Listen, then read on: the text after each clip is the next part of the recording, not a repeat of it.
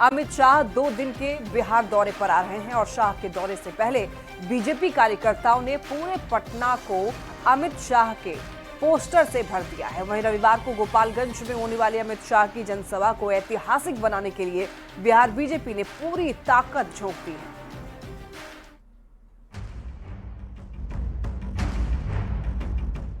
चुनाव में भले ही कई महीनों का समय बाकी है, राजनीतिक दल पूरी तरह से चुनावी मोड में आ चुके हैं। पटना की सड़कों पर लगे बड़े बड़े होर्डिंग और पोस्टर इस बात की गवाही दे रहे हैं। बीजेपी के चाणक्य यानी केंद्रीय गृह मंत्री अमित शाह पटना आ रहे हैं, जिनके स्वागत में बीजेपी कार्यकर्ताओं ने पटना की सड़कों को पोस्टर से पाट दिया है।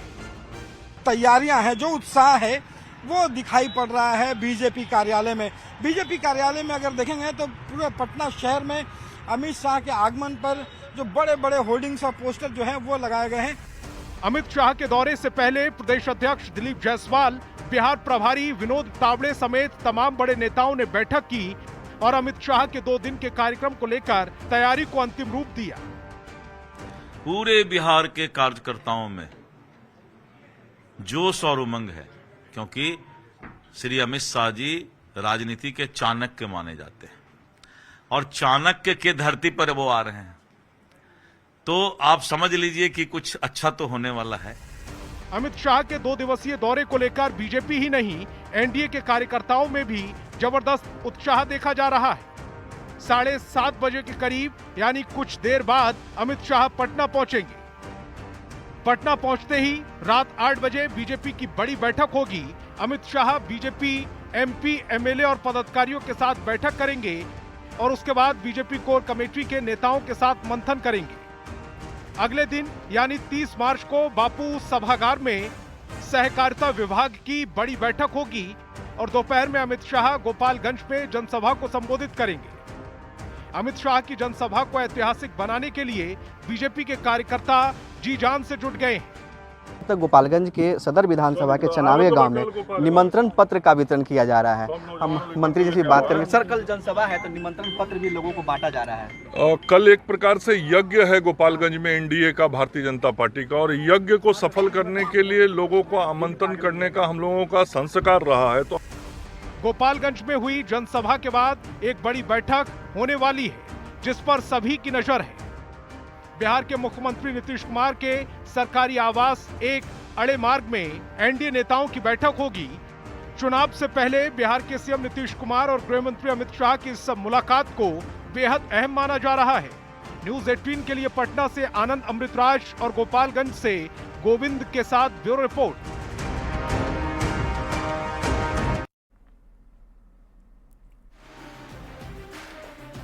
और ज्यादा जानकारी के लिए हमारे साथ संवाददाता रवि एस नारायण जुड़ रहे हैं बीजेपी ऑफिस से। रवि, क्या अपडेट मिल रहा है फिलहाल? आपका रवि, अमित शाह के दौरे को लेकर फिलहाल क्या कुछ अपडेट है?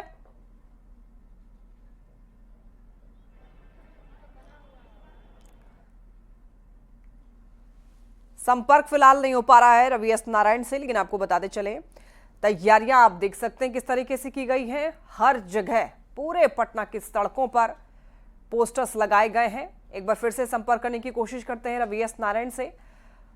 तो रवि, फिलहाल अपडेट दीजिए, क्या कुछ देखने को मिल रहा है, कितना उत्साह और क्या अपडेट है दौरे को लेकर? देखिए, गृह मंत्री अमित शाह जो हैं वो अभी से थोड़ी देर के बाद लगभग 7:45 पर यहाँ पार्टी कार्यालय पहुंचेंगे और सामने जो आप देख रहे हैं अटल सभागार, उस अटल सभागार में तमाम मंत्री और विधायक जो है, सांसद पहुंचने का जो दौर है वो जारी है। लेकिन खास तस्वीर जो है वो हम आपको दिखाते हैं। यहाँ पे देखिए, महिला मोर्चा की जो तमाम सदस्य हैं वो यहाँ पे बड़े संख्या में यहाँ पे खड़ी हैं और हाथों में जो है वो गुलाब लिए हुए हैं और अमित शाह का जो है वो स्वागत जो है यहाँ पे महिलाएं गुलाब देकर करने वाली हैं और सबके हाथों में गुलाब है। हाँ, आज हमारे देश के यशस्वी कहते हैं ना कि बड़े भाई, हम लोग तो उनको कहेंगे, है ना, गृह मंत्री हैं मगर हम बड़े भाई उनको कहते हैं। हम सभी महिलाओं के लिए बड़े सौभाग्य की बात है कि वो हम लोग के बीच में आ रहे हैं।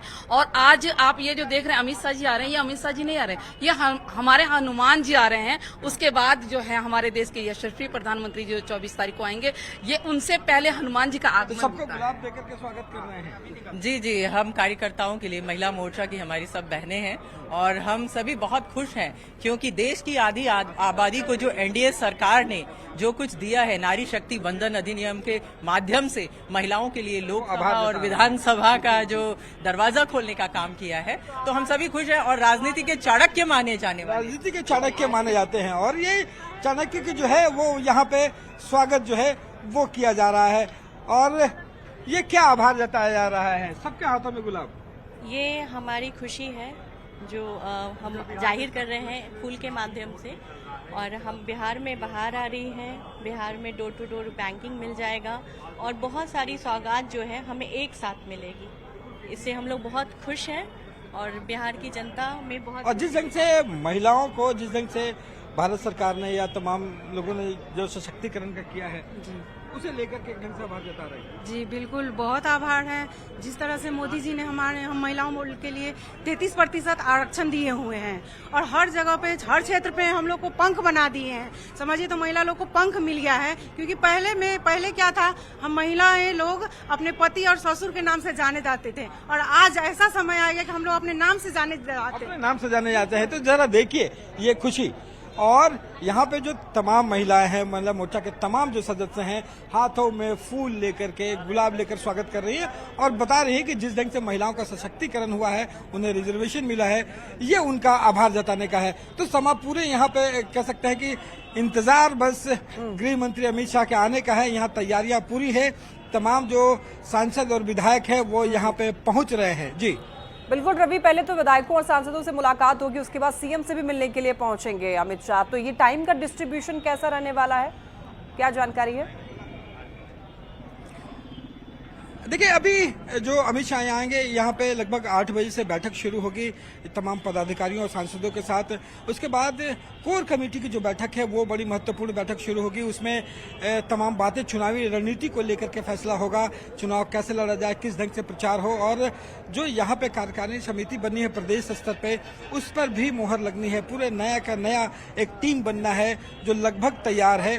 उसकी घोषणा जो है अप्रैल के पहले सप्ताह में हो सकती है। तो अमित शाह इसकी भी एक ढंग से कहें कि मुहर लगाएंगे। और कल सबसे महत्वपूर्ण जो बैठक है एनडीए के शीर्ष नेताओं के साथ मुख्यमंत्री आवास पर कल बैठक होगी और उसमें देखना होगा कि एनडीए के साथ बैठक में क्या कुछ निकल कर आता है। जी रवि, 2 दिनों का ये गृह मंत्री अमित शाह का बिहार दौरा अपने आप में बहुत ही ज्यादा महत्वपूर्ण है, क्योंकि ये साल चुनावी है और ऐसे में इन 2 दिनों में क्या कुछ कार्यक्रम रहने वाला है, एक बार ये जरा जानकारी दे दें दर्शकों को। जी बिल्कुल, और साथ साथ हम कहेंगे कि अपने यहाँ पे जो तस्वीर है वो भी दिखाते रहे। और यहाँ पे जो कार्यक्रम है देखिए कई मायनों में महत्वपूर्ण है। एक तरफ जहाँ वो चुनावी रणनीति को साधेंगे, वहीं पे साथ साथ आज जो 2 बैठकें होंगी। कल सुबह में यहाँ पे जो सहकारिता विभाग के जो मंत्री हैं अमित शाह, सहकारिता विभाग का एक बड़ा कार्यक्रम जहाँ पे कई उद्घाटन होने हैं। मखाना बोर्ड जैसे इस बजट में सबसे बड़ी घोषणा हुई थी, तो मखाना प्रोसेसिंग यूनिट जो है उसका यहाँ पे कल अमित शाह जो है वो उद्घाटन करने वाले हैं ऑनलाइन, और कई उद्घाटन करेंगे। उसके बाद गोपालगंज में कल जनसभा है और उस जनसभा को लेकर के तैयारियां बड़ी हैं। लाखों की संख्या में वहां पे लोग जुटेंगे और एक ढंग से कहें कि ये चुनावी शंखनाद होगा गृह मंत्री अमित शाह का उस गोपालगंज के उस मैदान से। और उसके बाद जो वापस लौटेंगे तो फिर मुख्यमंत्री के आवास पर यहाँ पे बैठक होगी एनडीए के तमाम शीर्ष नेताओं के साथ, और एनडीए को कैसे एकजुट रखना है और एनडीए मिलकर कैसे चुनाव जीते, जो बीजेपी का नारा है 200 के पार, उसे लेकर के रणनीतियां बनेगी। जी ठीक है रवि, नजर बनाए रखिएगा, तमाम अपडेट्स हम तक पहुंचाइएगा। बहुत धन्यवाद आपका इन तमाम जानकारियों के लिए। बढ़ते खबरों में अगर एक बड़ी खबर सामने आ रही है, कुछ ही देर में देखिए पहुंचेंगे अमित शाह। दरअसल अमित शाह को लेकर अपडेट सामने आ रहा है। एयरपोर्ट पर पहुंचे कार्यकर्ता ये अपडेट आप तक पहुंचा रहे हैं और लगातार उनके जो भी कार्यक्रम हैं, क्या कुछ वो करने वाले हैं, क्या वहां पर प्रोग्राम जो है वो कब शुरू होने जा रहा है, ये आप तक पहुंचाएंगे। और एक और बड़ी खबर मिल रही है, साउथ बिहार एक्सप्रेस पर पथराव के बाद देखिए ट्रेन को रोका गया है। जमशेदपुर के टाटानगर रेलवे स्टेशन पर पथराव की खबर मिल रही है। B4 कोच की खिड़की जो है वो टूट गई है। यात्री मामूली रूप से घायल हुए हैं। एक साल में 7 ट्रेनों पर पथराव की घटना से यात्रियों में डर का माहौल है। तो ट्रेन पर पथराव की खबर मिल रही है। साउथ बिहार एक्सप्रेस पर पथराव, और ये देखिए जो खिड़की की जो कांच है वो टूट गई है B4 की। ये AC कोच की ये जो शीशा है वो यहाँ पर टूट गया है। पथराव का मामला सामने आ रहा है। एक्सक्लूसिव तस्वीरें आपको दिखा रहे हैं। जमशेदपुर की टाटानगर रेलवे स्टेशन पर पथराव, B4 कोच की खिड़की जो है उसके शीशे यहाँ पर टूटा हुआ नजर आया। यात्री अंदर जो बैठा हुआ था वो मामूली रूप से घायल भी हुआ है। और आपको बता दें कि एक आंकड़ा, एक साल में 7 ट्रेनों पर पथराव, और पथराव की घटना से देखिए यात्रियों में डर का माहौल है। यात्री काफी डरे हुए हैं।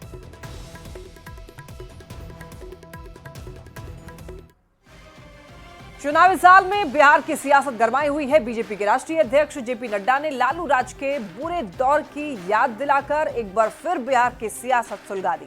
JP नड्डा ने कहा, लालू राज में उन्होंने डूबते बिहार को देखा है। नड्डा के इस बयान पर अब सियासत सुलगी हुई है।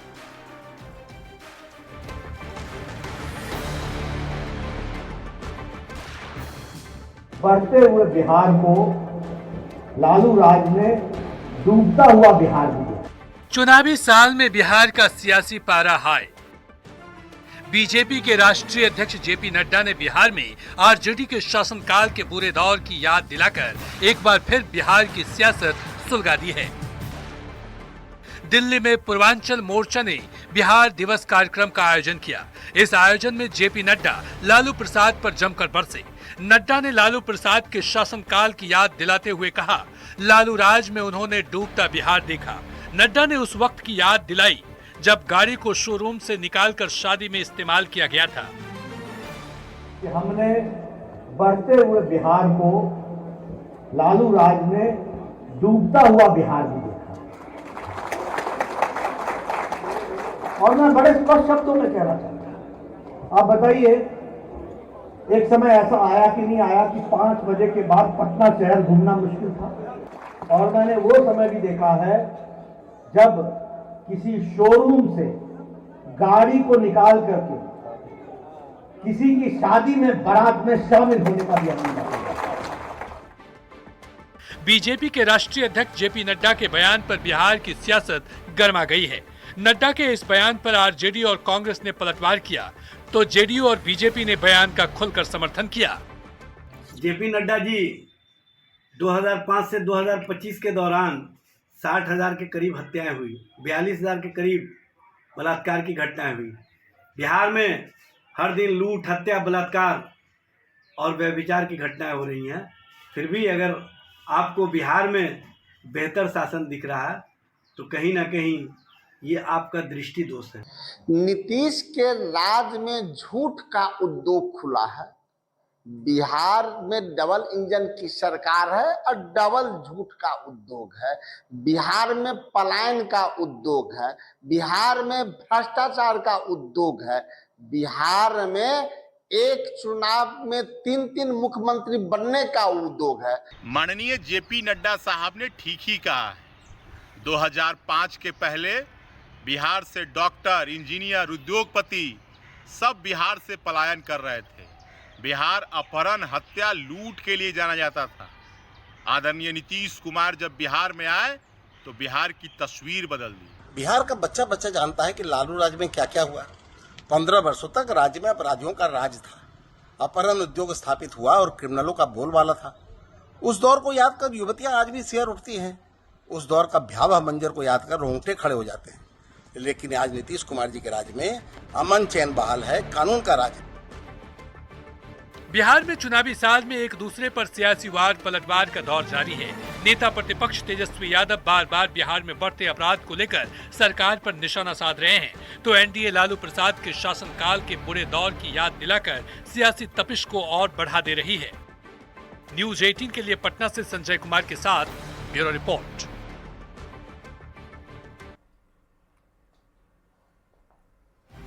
वक्फ संशोधन बिल पर पूरे देश में सियासी बवाल मचा है। अब AIMIM प्रमुख असदुद्दीन ओवैसी के बयान से बिहार में सियासत गरमाई हुई है। ओवैसी ने कहा, मोदी सरकार बैसाखी के सहारे हैं। चंद्रबाबू नायडू, नीतीश कुमार, चिराग पासवान और जयंत चौधरी इस बिल का समर्थन करते हैं तो मुसलमान कभी माफ नहीं करेंगे।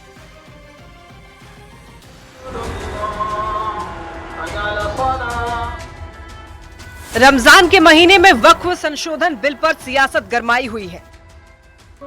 एक तरफ इस बिल के खिलाफ जुमे की आखिरी नमाज में मुसलमानों ने काली पट्टी लगाकर नमाज अदा की। दूसरी तरफ इस बिल पर सियासत भी अपने चरम पर है। वक्फ बिल को लेकर असदुद्दीन ओवैसी ने बड़ा बयान दिया है। ओवैसी ने कहा, चंद्रबाबू नायडू, बिहार के मुख्यमंत्री नीतीश कुमार, चिराग पासवान और राष्ट्रीय लोक दल के नेता जयंत चौधरी को मुसलमान कभी माफ नहीं करेंगे। अगर ये चार दल इस असंवैधानिक विधेयक का समर्थन नहीं करते हैं तो ये विधेयक कानून नहीं बन पाएगा। Mr. Narendra Modi is a prime minister because he's relying on the crutches of Nitish Kumar, Chandrababu Naidu, Chirag Paswan and Jayant Chaudhary. If these four parties do not support this unconstitutional bill, then this bill will not become a law.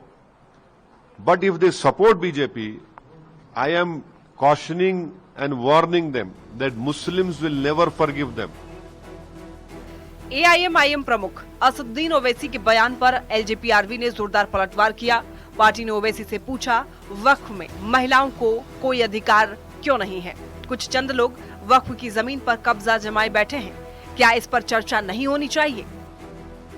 कैसे वक्फ के नाम पर भूमाफिया गरीब मुसलमानों की संपत्ति को उनका अधिकार देने के लिए तैयार नहीं थे? कैसे वक्फ में भारत की जो महिला मुसलमान हैं उनको कोई प्रतिनिधित्व नहीं दिया गया है? और किस प्रकार से कुछ एक चंद लोग सैकड़ों एकड़ की भूमि पर कब्जा जमाए बैठे हैं? क्या इस पर खुला विचार विमर्श नहीं होना चाहिए ओवैसी जी? वक्फ संशोधन विधेयक को लेकर प्रशांत किशोर भी सियासी लड़ाई में कूद पड़े। जनसुराज के संयोजक प्रशांत किशोर ने कहा है, बीजेपी इस कानून को पास कराना चाहती है, लेकिन इसका सबसे बड़ा नुकसान जेडीयू को होगा। लोग ऐसे किसी भी कानून के खिलाफ हैं जिसमें समाज का एक बड़ा वर्ग अपने आप को उसमें सहभागी नहीं पाता है। वक्फ बोर्ड का अगर कानून बनता है तो इसके लिए बनाने वाले भाजपाई तो दोषी हैं ही, लेकिन इसका सबसे बड़ा दोष नीतीश कुमार के सर पर जाएगा। वक्फ संशोधन विधेयक पर सियासत लगातार जारी है। केंद्रीय गृह मंत्री अमित शाह ने साफ कर दिया है कि वक्फ संशोधन विधेयक को फिर से सत्र में पेश किया जाएगा। वहीं इस बिल पर विपक्ष के सियासी विरोध का स्वर लगातार तेज हो रहा है। न्यूज़ 18 के लिए पटना से संजय कुमार और पूर्णिया से कुमार प्रवीण के साथ ब्यूरो रिपोर्ट। बिहार में मैट्रिक का रिजल्ट जारी हो गया है। इस बार 2 छात्राओं और 1 छात्र टॉपर बने हैं। समस्तीपुर की साक्षी, पश्चिम चंपारण के गहिरी की अंशु कुमार और भोजपुर के रंजन टॉपर हुए हैं। तीनों को 97.8% मार्क्स मिले हैं। टॉप 10 की अगर बात करें तो कुल 123 छात्र छात्राओं ने टॉप 10 में जगह बनाया है।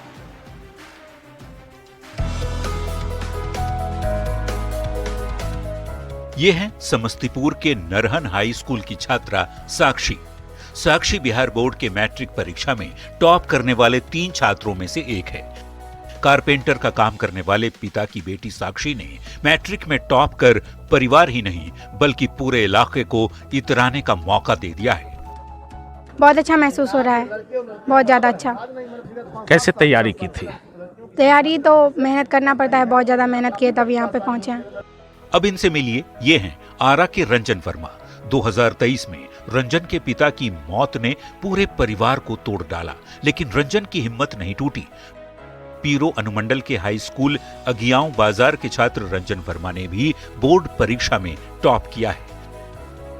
पढ़ने में तो बहुत मेहनत करना पड़ता ही है और जिसके लिए काफी मेहनत हमने भी किया। जिसके बाद घंटे पढ़ते थे? लगभग 8 से 10 घंटे। बिहार में मैट्रिक का रिजल्ट जारी हो गया है। इस बार 2 छात्रा और 1 छात्र टॉपर बने हैं। समस्तीपुर की साक्षी, पश्चिमी चंपारण के गहेरी की अंशुक और भोजपुर के रंजन टॉपर हुए हैं। तीनों को 97.8% मार्क्स मिले हैं। 12,79,294 विद्यार्थी उत्तीर्ण हुए हैं। जो कुल संख्या का 82.11% है। इसमें प्रथम श्रेणी में 4,70,845, द्वितीय श्रेणी में 4,84,012 और तृतीय श्रेणी में 3,07,792 विद्यार्थी उत्तीर्ण हुए हैं। बिहार बोर्ड ने सबसे फास्टेस्ट मैट्रिक का रिजल्ट जारी कर नया कीर्तिमान स्थापित किया है। पिछले 3 साल से 31 मार्च को रिजल्ट आता था, लेकिन इस बार 2 दिन पहले ही रिजल्ट जारी कर दिया गया है और देश भर के शिक्षा बोर्ड के लिए नजीर पेश की है। इस बार कुल 82.11% स्टूडेंट्स परीक्षा में उत्तीर्ण हुए हैं, जिसमें टॉप 10 की सूची में कुल 123 स्टूडेंट्स ने जगह बनाई है।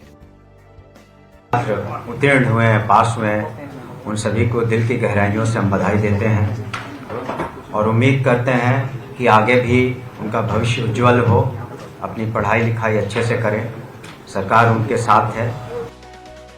17 फरवरी से 25 फरवरी तक मैट्रिक की परीक्षा हुई थी, जिसमें 8,18,122 छात्राएं और 7,67,746 छात्र परीक्षा में शामिल हुए थे। न्यूज 18 के लिए पटना से रजनीश कुमार के साथ ब्यूरो रिपोर्ट। बिहार बोर्ड की मैट्रिक परीक्षा में समस्तीपुर की बेटी साक्षी भी स्टेट टॉपर बनी है। साक्षी को भी 500 में 489 अंक मिले हैं। रिजल्ट के बाद विभूतिपुर प्रखंड के नरहन हाई स्कूल की छात्रा साक्षी के घर खुशी का माहौल है। साक्षी के पिता राम नरेश शर्मा बढ़ई का काम करते हैं और महज 10वीं तक की पढ़ाई की है। अब उनकी बेटी स्टेट टॉपर बनी है। उन्होंने साक्षी की आगे की पढ़ाई को लेकर कोई कसर नहीं छोड़ने की बात कही है। पे आने के लिए बहुत अच्छा महसूस हो रहा है, बहुत ज़्यादा अच्छा। कैसे तैयारी की थी? तैयारी तो मेहनत करना पड़ता है, बहुत ज़्यादा मेहनत किए तब यहाँ पे पहुँचे हैं। अच्छा, जी सर। आगे क्या करना चाहते हैं? अभी 10th पास किए हैं, 12th अच्छे से क्लियर करके आगे अच्छे के लिए अप्लाई करना है। मुझे अब अच्छा से अच्छा पद प्राप्त करना है। बनने का क्या शौक है, क्या बनना चाहती हैं? अभी वैसे तो हम डिसाइड नहीं किए हैं, बहुत देख रहे हैं, इंजीनियर, डॉक्टर, सब IAS वगैरह देखते हैं। हम पहले अच्छे से हमको जो लगेगा हाँ मेरे लिए सुटेबल है वही हम ट्राई करेंगे। आप कहाँ तक पढ़ाई लिखाई की? हम 10 तक पढ़े हैं। 10वीं तक की। आज बेटी टॉपर बनी है, क्या कहेंगे? अच्छा लग रहा है हमको। अच्छा, पास करी है, अच्छा लग रहा है, टॉपर करी है। तो आप क्या करते हैं? हम तो फर्नीचर का काम करते हैं। फर्नीचर का काम कर रहे हैं। तो आगे बेटी के लिए क्या कुछ करना चाहेंगे? बेटी के लिए जितना पढ़ेगी उतना पढ़ाएंगे, हमसे जितना होगा। बिहार बोर्ड के मैट्रिक परीक्षा का आज रिजल्ट जारी हुआ है, जिसमें देखिए भोजपुर जिले के अगियाऊ बाजार हाई स्कूल का छात्र रंजन वर्मा, इन्होंने बिहार में पहला स्थान हासिल किया है। साधारण परिवार से संबंध रखने वाले रंजन के पिता की मौत 1.5 साल पहले ही हो गई थी, लेकिन रंजन ने अपनी मेहनत और इच्छा शक्ति की बदौलत मेहनत करके बिहार में पहला स्थान हासिल किया है। रंजन को 489 यानी कि 97.80% अंक मिले हैं। रंजन को बधाई देने को लेकर उनके घर लोगों का तांता लगा हुआ है। टॉप करने पर यहाँ पर टारगेट बोर्ड ने रंजन की आगे की पढ़ाई का खर्च उठाया है, साथ ही 1.5 लाख रुपए की मदद राशि भी दी। पीरो नगर परिषद की सभापति किरण उपाध्याय भी परिवार का सम्मान किया है, साथ ही पढ़ाई को लेकर हर महीने 1000 रुपए की मदद का भरोसा दिया है। चाची दादी इन्हें देखिए, सामने देखिए। पढ़ने में तो बहुत मेहनत करना पड़ता ही है और जिसके लिए काफी मेहनत हमने भी किया। जिसके बाद घंटे पढ़ते थे? लगभग 8 से 10 घंटे। और क्या क्या सहारा लिया आपने? देखिए, सबसे पहले तो सर हम लोग टीचर का, माताजी बहुत हमारे लिए मेहनत करती थी और जिसके बाद हम इस मुकाम तक पहुँचे हैं।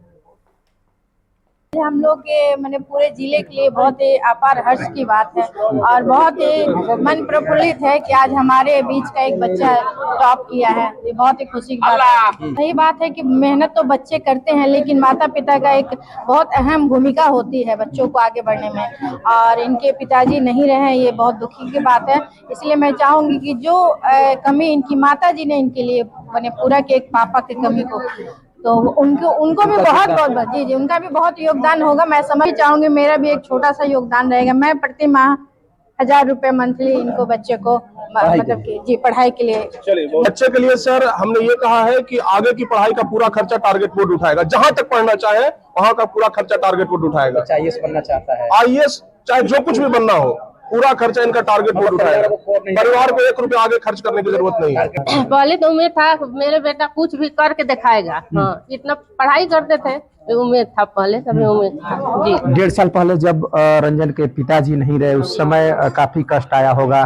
कैसे बेटे को आपने सपोर्ट किया? हाँ, जो घर के जो गार्जियन थे, इनके बड़े पापा है, इमामा है, सहयोग करते थे, पैसा कौड़ी कुछ भी करते थे, करके ऐसे करते थे। आज खुशी हो रही है, धन्यवाद। आज खुशी हो रही है, बच्चा टॉप कर गया बिहार जी, में। खुशी तो हमारे तो जब सुना तो दिल से आंसू हो गए, बाकी थोड़ा सा दुख हुआ, इनके पापा रहते तो और खुशी होती। दोनों की बिहार बोर्ड की मैट्रिक परीक्षा में 489 अंक हासिल करके अंशु कुमारी भी बिहार टॉपर बनी है। पश्चिम चंपारण के नौतन की रहने वाली अंशु ने अपनी पढ़ाई गांव के ही भारतीय इंटर कॉलेज गहिरी से की। अंशु आगे पढ़ाई करके डॉक्टर बनना चाहती हैं। अंशु के पिता भूपेंद्र शाह छोटे किसान हैं और मां गृहिणी। और मैं सबसे पहले अपनी दीदी को देना चाहती हूँ, उसके बाद मेरे पेरेंट्स, मेरे सभी टीचर्स। आगे नीट से डॉक्टर बनना है। बहुत खुशी बा। आगे कितनी पढ़ाई करोगे? जितना पढ़िए उतना पढ़ाऊंगा, जितना पढ़िए उतना पढ़ाऊंगा।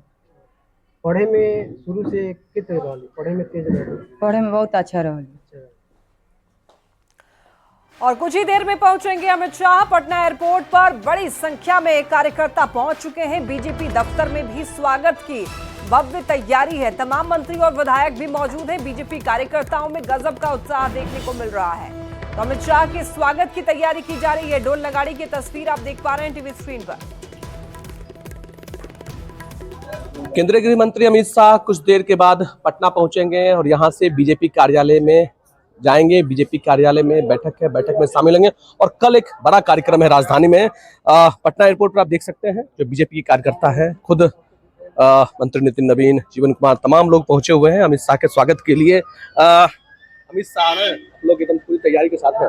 माननीय गृह मंत्री जी का विशेष दौरा है, उसमें सब लोग हम लोग लगे हैं।